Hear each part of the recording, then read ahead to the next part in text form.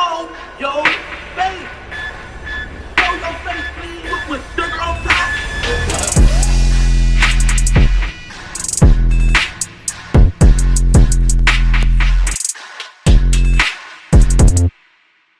Hey, what's up, y'all? Y'all know my slogan.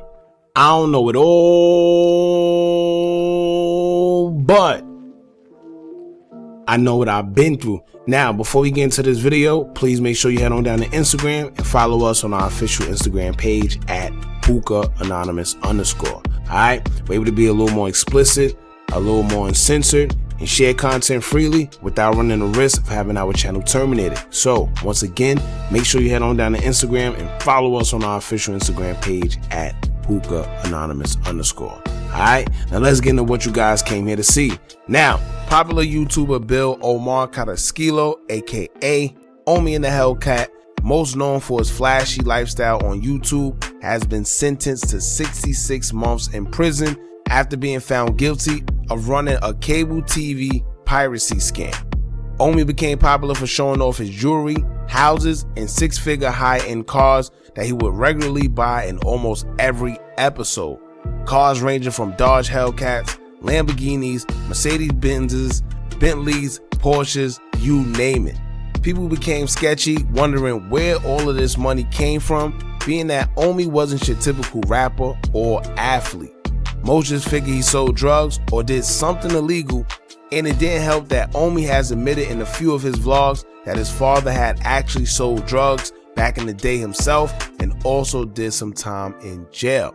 However, back in November of 2019, OMI's home was raided by federal agents who seized $35 million in assets and 57 luxury cars, including Lamborghinis, Bentleys, and Rolls Royces.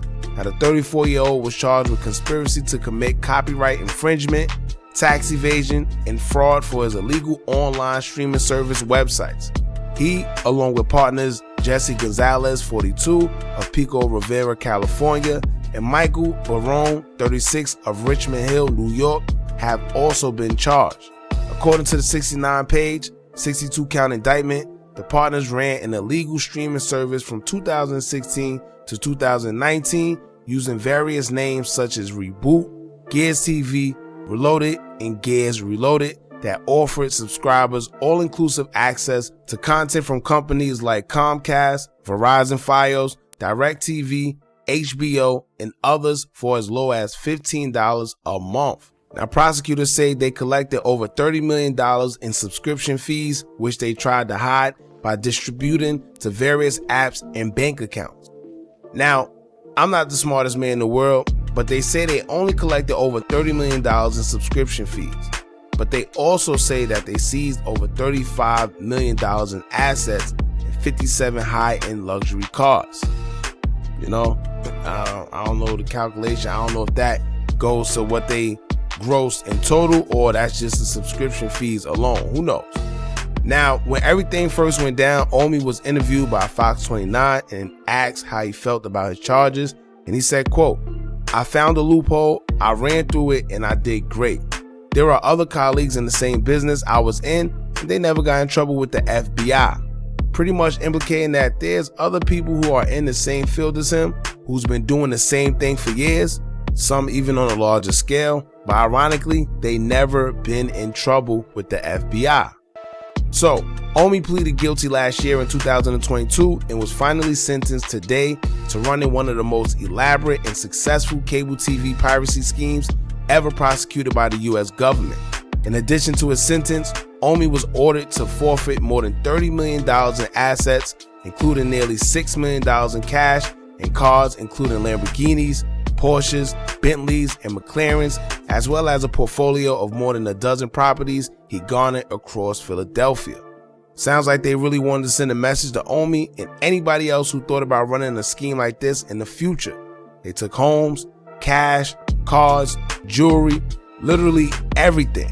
But knowing OMI, I think he's smart enough to have some type of money put up and spread out in some other accounts, whether it's businesses or just offshores or something where, they can't prove that it's his. Now, U.S. District Judge Harvey Bartle III has some words as he sentenced OMI, saying, quote, $30 million is a lot of money, but tangible objects aren't everything. You have a large following, and there are many people who think if you can get away with it, they can too. Now, he must have caught wind that OMI has over 800,000 subscribers on YouTube to date and over 77 million views. Now, let's make it clear that OMI is not in jail yet.